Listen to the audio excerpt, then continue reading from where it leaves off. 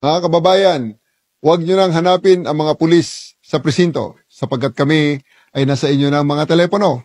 Dial 911, darating kami sa loob ng 5 minuto. Lilingkod sa bawat Pilipino at magbibigay ng tamang impormasyon para sa tahimik at maayos na Pilipinas. Police News Network, alagad ng batas, tagapagtaguyod ng balitang pulis, sandigan ng mamamayan, patnubay ng katotohanan. Kampo Krame, maghahatid ng pinakahuling kaganapan at nagbabagang balita. Ito ang PNN Police News Network.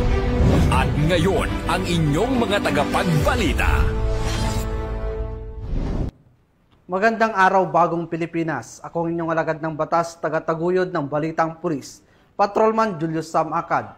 Maghahatid sa inyo ng tamang balita, kwento ng pulis at serbisyo para sa mamamayan, at ito ang PNP News Online, ang pangunahing balita ng Police News Network. Alagad ng batas, tagataguyod ng Balitang Pulis.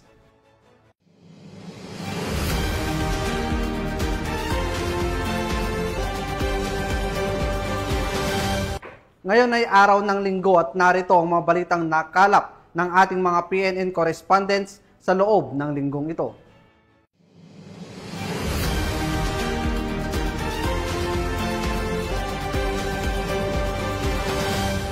Isang matagumpay na operasyon kontra droga ang isinagawa ng mga otoridad sa Maguindanao del Norte, kung saan nasamsamang tinatayang 680,000 halaga ng hininalang shabu sa isang buy-bust operation. Patrolwoman Maria Senyora Agbuya sa balita. Timbog ang isang high-value target sa ikinasang buy-bust operation at nasamsamang tinatayang 680,000 halaga ng shabu sa barangay Dalumang Cove, Sultan Kudarat, Maguindanao del Norte nito lamang ika-1 ng Hulyo taong kasalukuyan. Kinilala ni Police Brigadier General Jason C. D. Guzman, Regional Director ng PROBAR, ang naarestong suspect na si alias Raha, 35 anyos, may asawa at residente ng barangay Simsiman, Pigcawian, Cotabato. Ayon sa ulat ng Police Drug Enforcement Group Special Operations Unit 15, nasamsam mula sa suspect ang tinatayang 100 gramo ng hinihinalang shabu na tinatayang nagkakahalagang 680,000, buy-bust money at isang motorsiklong Motorstar na ginamit sa transaksyon. Samantala, nasa kustodiya ng Sultan Kudarat Municipal Police Station ang suspect at nahaharap sa kasong paglabag sa Republic Act 9165 o Comprehensive Dangerous Drugs Act of 2002. Ayon kay Police Brigadier General De Guzman, ang matagumpay na operasyon ay bahagi ng pinaigting ng kampanya ng PROBAR, katuwang ang iba pang ahensya ng pamahalaan laban sa iligal na droga sa rehiyon ng Bangsamoro. Mula rito sa rehiyon ng Bangsamoro, ako ang inyong Police News Network correspondent, Patrolwoman Maria Senyora Agbuya, alagad ng batas, tagataguyod ng Balitang Pulis. Maraming salamat, Patrolwoman Agbuya. Mahigit 300,000 pisong halaga ng shabu ang nakumpiska ng mga operatiba ng pulisya sa isinagawang buy-bust operation sa Cagayan de Oro City, Misamis Oriental. Ang kabuuan ng balita mula kay Patrolwoman Danessa Berdos. Ano yung gamit sa kapalit? Nakumpiska ng Cagayan de Oro City PNP ang 340,000 pesos halaga ng hinihinalang shabu sa kanasang buy-bust operation sa San Lazaro, Barangay Lapasan, Cagayan de Oro City, Misamis Oriental. Ang naturang operasyon ay pinangunahan ng PNP Drug Enforcement Group Special Operation 10. Kinilala ang suspect na si alias Jel, 26 na taong gulang, lalaki at residente ng Tagoloan, Misamis Oriental. May timbang. Isa lang. Yun ang timbang. Nakumpiska mula sa suspect ang 50 na gramo ng hinihinalang shabu na may standard drug price na 340,000 pesos, isang 1,000 peso bill na ginamit bilang buy-bust money at iba pang mga non-drug items. Ang suspect ay naharap sa kasong paglabag sa RA 9165 o Comprehensive Dangerous Drugs Act of 2002. Mula dito sa Camp Capistrano, Gusa, Cagayan de Oro City, ako ang inyong Police News Network correspondent, Patrolwoman Danasa Berdos, alagad ng batas, tagataguyod ng Balitang Pulis. Maraming salamat, Patrolwoman Berdos. Hindi na nakapalagpang isang high-value individual matapos madakip sa sinagawang bypass operation ng mga otoridad sa Davao City. Alamin ang detalye ng report mula kay Patrolwoman Aldin Cañazares. Isang high-value individual sa illegal drug trade ang naaresto ng mga otoridad sa isinagawang bypass operation ng Bahada Police Station dakong 1:57 ng madaling araw noong Hulyo 2, taong kasalukuyan sa Bango Street, Barangay Wilfredo Aquino, Agdao, Davao City. Ayon kay Police Major Mark Anthony C. Igos, Acting Station Commander ng Bahada Police Station, kinilala ang suspect bilang si alias Tantan, 38 taong gulang, binata, at isang residente ng Barangay Bangkas Heights, Davao City na tubong batasan makilala North Cotabato. Nasamsam sa operasyon ang humigit kumulang 6 gramo ng hininalang shabu na nagkakahalaga ng tinatayang 40,800 pesos. Sa kasalukuyan, nasa kustudiya na ng Bahada Police Station ang suspect at ang mga nakuhang ebidensya para sa medical examination at pagsasampa ng kasong paglabag sa Section 5 at Section 11 ng Article 2 ng Republic Act 9165 o Comprehensive Dangerous Drugs Act of 2002. Ang pagkakadakip kay alias Tantan ay patunay na patuloy na dedikasyon ng kapulisan sa kampanya laban sa ilegal na droga sa lungsod ng Davao. Sa tulong ng mangsusing intelligence work, koordinasyon sa PDEA, at determinasyon ng mga operatiba ng Bahada Police Station, muling napatunayan na walang puwang sa lipunan ang mga nagpapakalat ng ipinagbabawal na gamot. Mula dito sa Police Regional Office 11, ako ang inyong PNN correspondent, Patrolwoman Aldin Cañazares, alagad ng batas, tagataguyod ng Balitang Pulis. Maraming salamat, Patrolwoman Cañazares. Isinagawa ang isang makabulang ceremonial presentation ng mga bagong kagamitan ng Police Regional Office 7 bilang bahagi ng patuloy na pagpapalakas ng kapasilidad at kahandaan ng kapulisan sa rehiyon. Nakatutok dyan si Patrolwoman Annalyn Canoog. Matagumpay ni sinagawa ng Police Regional Office 7 sa pamumuno ni Police Brigadier General Rodrigo A. Maranan, Regional Director, ang isang ceremonial presentation ng mga bagong kagamitan na binili, idonate o pinahiram para sa pagpapalakas ng kakayahan ng kapulisan sa Central Visayas nitong ika-1 ng Hulyo sa taong kasalukuyan sa Camp Serios Menya Senior, Cebu City. Ang aktibidad ay simbolo na pinagsanib na suporta mula kay Chief PNP Police General Nicolas Torre III, mga local government units at mga pribadong sektor na layunin paigtingin ng operational readiness, internal security operations at ICT modernization ng Pro-7. Sa ilalim ng PNP Capability Enhancement Program at Regional Procurement, ipinagkaloob sa Pro-7 ang 222 na desktop na computers, 8 office tablets, 225 waistcoat vest, 7 Akela 150cc motorcycles, at 82 one-prime handheld radios. Bukod pa rito, ipinakita rin ang kagamitan mula sa donasyon o pagpapahiram ng LGUs at pribadong sektor, kabilang isang Mitsubishi Triton pickup, isang Toyota Hilux, isang 4x4 Toyota Hilux, isang Suzuki LTV, 4 na Benelli motorcycles, 6 na Honda CF 150cc motorcycles, 2 Honda ADV motorcycles, 30 bicycles, at 28 handheld radios. Malaki ang maitutulong ng mga ito sa pagpapalawak ng mobility at communication reach ng Pro-7, lalo na sa mga geographical isolated at disadvantaged areas at mga high priority operational zones. Patuloy ang Police Regional Office 7 sa pagsasagawa ng mga hakbang upang mapaunlad ang kapasidad nito sa larangan ng seguridad, serbisyo at pakikipagtulungan sa komunidad. Mula dito sa Central Visayas, ako ang inyong Police News Network correspondent, Patrolwoman Annalyn N. Canoog, alagad ng batas, tagataguyod ng Balitang Pulis. Maraming salamat, Patrolwoman Canoog, sa pagpapatuloy ng pinaigting na kampanya kontra ilegal na droga ng pambansang pulisya. 3 suspect ang nasa kote sa sinagawang bypass operation sa Malate, Maynila. Yan ang tinutukan ni Police Corporal Abigail Rojas. Naaresto ng mga tauhan ng Station Drug Enforcement Unit ng Manila Police District ang 3 hinihinalang sangkot sa ilegal na droga sa isinagawang anti-illegal drug buy-bust operation dakong alas 2 pasado ng madaling araw sa kabahan ng Quirino Avenue, Barangay 720, Malate, Manila. Kinilala ang mga nahuling suspect na sina alias Get-Get, 29 na anyos, alias Popoy, 45 anyos at alias Mojako, 27 anyos na pawang mga taga Maynila. Nasamsam mula sa mga suspect ang 4 na pakete ng hinihinalang shabu na may tinatayang timbang na 12 gramo at may malaking halaga. Kasama din sa nasabat ang mga perang ginamit na buy-bust money. Kasalukuyan namang nasa kustodya na ng istasyon ang mga suspect habang inihahanda ang kasong isasampa laban sa kanila para sa paglabag sa Sections 5 at 11, Article 2 ng Republic Act 9165 o Comprehensive Dangerous Drugs Act of 2002. Ang nasabing operasyon ay bahagi ng patuloy na kampanya ng Manila Police District laban sa iligal na droga sa lungsod.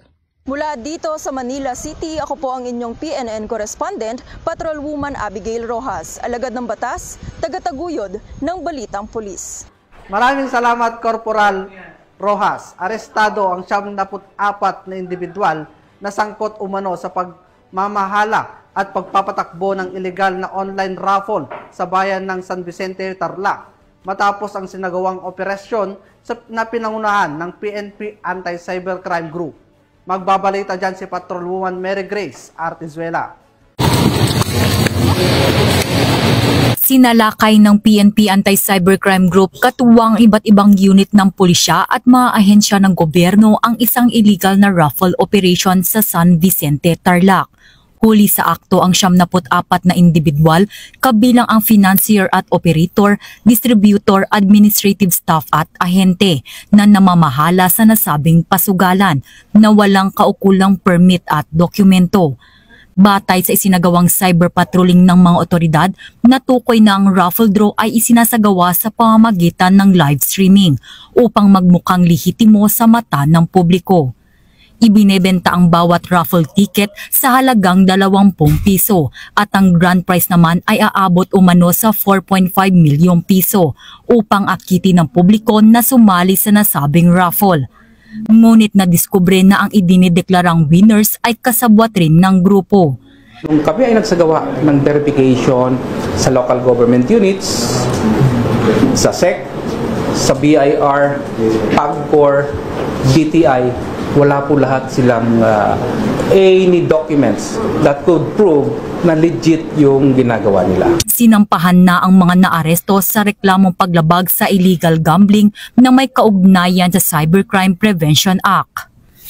Ang matagumpay na operasyon ay bahagi ng direktiba ni PNP Chief Police General Nicolas D. Torre III na paigtingin ang cyber patrolling at tiyakin ang mabilis na aksyon laban sa mga cyber criminals na patuloy na ginagamit ang social media para sa mga panlilinlang at iligal na aktibidad. Mula dito sa Campo Crame, ako ang inyong PNN correspondent, Patrolwoman Mary Grace Artizuela, nagbabalita para sa Police News Network, alagad ng batas, tagataguyod ng Balitang Pulis. Maraming salamat, Patrolwoman Artizuela. 7 suspect ang umanay sangkot sa karnaping at online na pagbebenta ng mga ninakaw na sasakyan at pyesa na tuluyang nasukol ng mga tauhan ng PNP Highway Patrol Group sa sinagawang operasyon sa lalawigan ng Bulacan. Alamin ang detalye mula kay Patrolwoman Janine Kyle Sorongon. Timbog ang 7 suspect na sangkot sa kasong Republic Act No. 10883 or the New Anti-Carnapping Act of 2016 sa ikinasang operasyon ng mga tauhan ng Bulacan Highway Patrol Team sa pangunguna ni Police Major Renz Principe at sa pamumuno ng kanilang Regional Chief na si Police Lieutenant Colonel Joey Caise kasama ang kapulisan ng San Jose del Monte City Police Station sa Block 12 Barangay Gumaok West, San Jose del Monte City, Bulacan nito lamang nakaraang araw. Itong si alias Carlos ay nagrenta ng sasakyan na isang Toyota Fortuner kay Mr. Liesa na kung saan nagkaroon sila ng usapan na rentahan ito ng 4,500 pesos. Pagkatapos ng ilang araw at tinatawagan na ni Mr. Liesa si alias Carlos, ngunit sa kabilang banda ay hindi na ito makontak. Sinuri umano ng may-ari ang GPS na nakakabit sa sasakyan kaso hindi niya na ito malocate. Noong June 28, 2025, dumulog itong si Mr. Liesa sa tanggapan ng HPG Bulacan para i-report na ang kanyang sasakyan na nirentahan ay binibenta na sa marketplace selling parts of Toyota at Fortuner, kaya't nagsagawa agad ng aksyon ng HPG na kung saan isang HPG personnel ang nagpanggap na poser buyer at nakipag-transact umano kung saan ipipick up ang mga parte ng sasakyan. Pagdating nga sa lokasyon ng kanilang pinag-usapan ay kumpirmadong ang mga parts ng sasakyan ay tugma sa sasakyan na pagmamay-ari ni Mr. Liesa. Ayon sa papeles na dala-dala ni Mr. Liesa at dito na nagsagawa ng pag-aresto sa 7 sospek. Nakarecover din ng HPG ng 3 pang sasakyan, isang Toyota Camry 199, isang Hyundai Eon at isang Chevrolet Aveo. Binasahan ng mga suspect ng kanilang karapatan sa salitang kanilang nauunawaan at nasoksodiyan na ng Highway Patrol Team Bulacan Detention Facility habang inihintay ang pagharap namang ito sa korte. Ang mga nasabing sasakyan naman ay dinala din sa himpilan ng HPG Bulacan para sa verifikasyon. Ito naman ang pahayag ni Police Major Renz Principe patungkol sa nasabing operasyon. Una po sa lahat, nagugat po itong operasyon namin dahil na din sa reklamo ng ating complainant na natangayan ng kanyang dalawang pinaparentang sasakyang Montero at Toyota Fortuner. At nang hindi niya na makontak yung mga rumenta dito matapos ng kanilang kontrata at nang hindi na rin malocate sa GPS ang mga nasabing mga sasakyan, lumakas ang kutob niya na ito ay nakaharnap na. So natuntun namin itong mga nasabing sasakyan. Dahil na din sa kanyang pagkadismaya, nagbakasakali na lang siyang tumingin sa marketplace, sa mga group chat ng bentahan ng masasakyan. At eksakto naman, may katugma na binibenta na kalintulad ng modelo at kulay ng kanyang nawawalang Toyota Fortuner. Kaya minabuti niyang dumulog sa aming opisina at agad naman namin itong inaksyonan at nagkasanang operasyon laban sa mga sospek.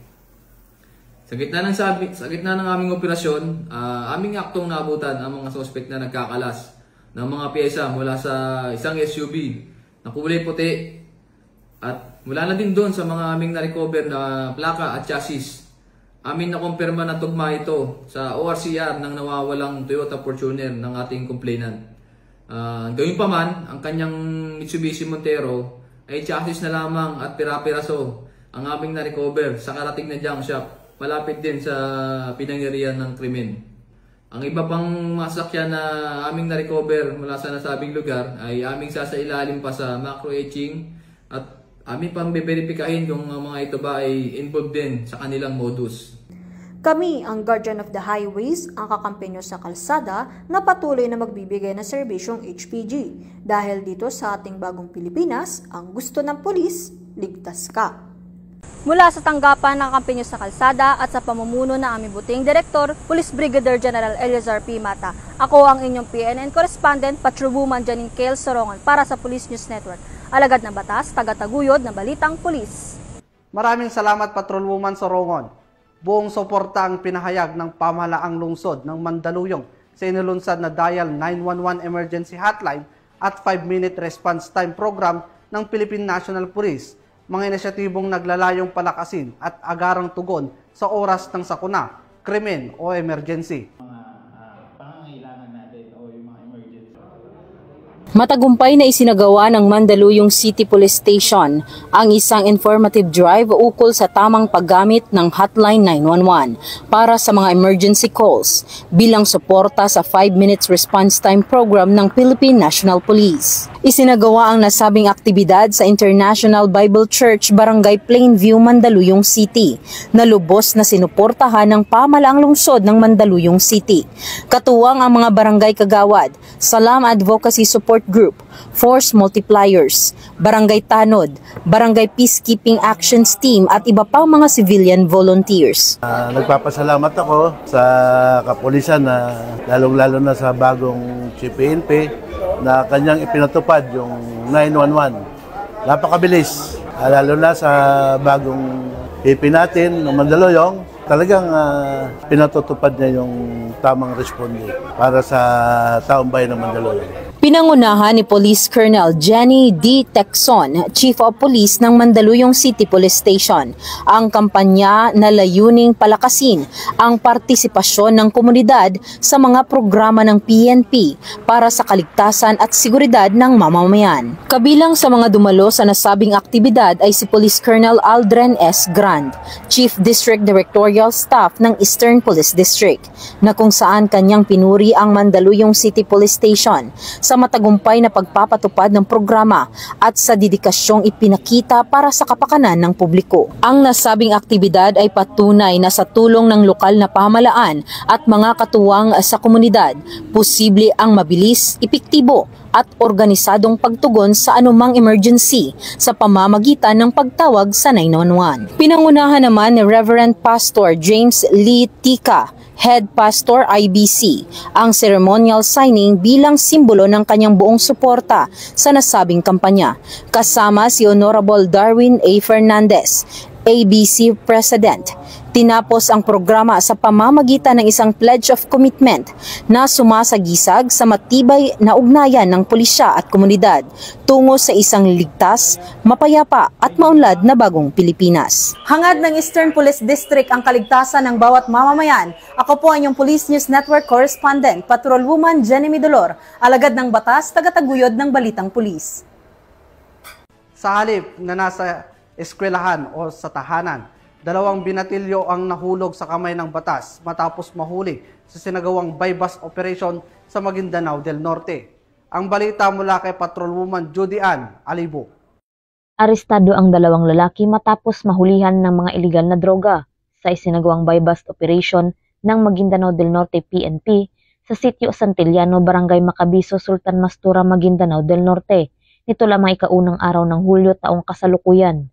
Kinilala ng mga otoridad ang mga sospek na sina alias Spidey at alias Mar, 19 anyos at pawang residente ng naturang lugar. Naging matagumpay ang naturang operasyon dahil sa pinagsanib puwersa ng mga tauhan ng Sultan Mastura Municipal Police Station, Provincial Intelligence Drug Enforcement Unit at Philippine Drug Enforcement Agency BARM, nakuha mula sa mga sospek ang 2.5 gramo ng hinihinalang shabu na nagkakalagang 17,000 pesos. Ang 2 sospek ay nasa kustodiya ng Sultan Mastura MPS para sa tamang disposisyon, habang ang mga nakumpiskang droga ipapadala sa Regional Forensic Unit para sa pagsusuri. Kasong paglabag sa Republic Act 9165 o Comprehensive Dangerous Drugs Act of 2002 ang ihahanda laban sa mga sospek. Ang Maguindanao del Norte PPO sa pagkikipagtulungan ng iba't ibang unit ng pulisya ay nananatiling nakantabay upang masigurong ligtas at maayos ang pamumuhay ng mga mamamayan laban sa banta ng iligal na droga. Mula rito sa riyon ng Bangsamoro, ako ang inyong PNN Correspondent, Patrolwoman Judy Ann Alibo, alagad ng batas, tagataguyod ng Balitang Pulis. Maraming salamat Patrolwoman Alibo. At yan ang mga balitang nakalap ng ating PNN correspondents mula Luzon, Visayas at Mindanao sa loob ng linggong ito. Sa ngalan ng pamunuan ng Philippine National Police sa pangunguna ni PNP Chief Police General Nicolas Torre III at sa pamumuno ni President Ferdinand Bongbong Marcos Jr., kami ay maglilingkod sa bawat Pilipino at magbibigay ng tama at balansing balita. Dahil dito sa bagong Pilipinas, ang gusto ng pulis, ligtas ka. At bilang bahagi ng mas pinabilis at pinalawak na emergency response system, muli naming ipinapaalala ang panawagan ni Chief PNP na huwag nyo nang hanapin ang mga pulis sa mga presinto sapagkat kami ay nasa inyo ng mga telepono. Dial 911. Darating kami sa loob ng 5 minuto. Ang 911 ay bukas 24/7, maaring tawagan kahit walang load at handang tumugon sa anumang uri ng emergency. Ipagbigay alam sa inyong mga pamilya, kaibigan at komunidad sa panahon ng pangangailangan. 911 ang inyong katuwang. Mula rito sa tanggapan ng tagapag-ugnay ng Pambansang Pulisya, ako ang inyong alagad ng batas, tagataguyod. Mula rito sa tanggapan ng tagapag-ugnay. Mula rito sa nakataas kasi sobrang, okay ba bro? Yan! Approve! Mula rito sa tanggapan ng tagapag-ugnay ng Pambansang Pulisya, ako ang inyong alagad ng batas, tagataguyod ng Balitang Pulis, Patrolman Julius Sam Acad, maghahatid sa inyo ng tamang balita, kwento ng pulis at serbisyo para sa mamamayan, at ito ang PNP News Online, ang pangunahing balita ng Police News Network.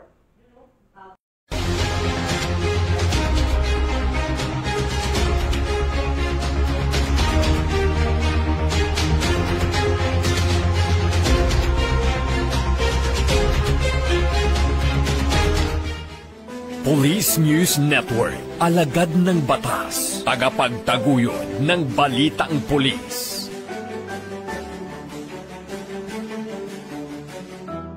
Mga kababayan, huwag nyo nang hanapin ang mga pulis sa presinto sapagkat kami ay nasa inyo ng mga telepono. Dial 911, darating kami sa loob ng 5 minuto.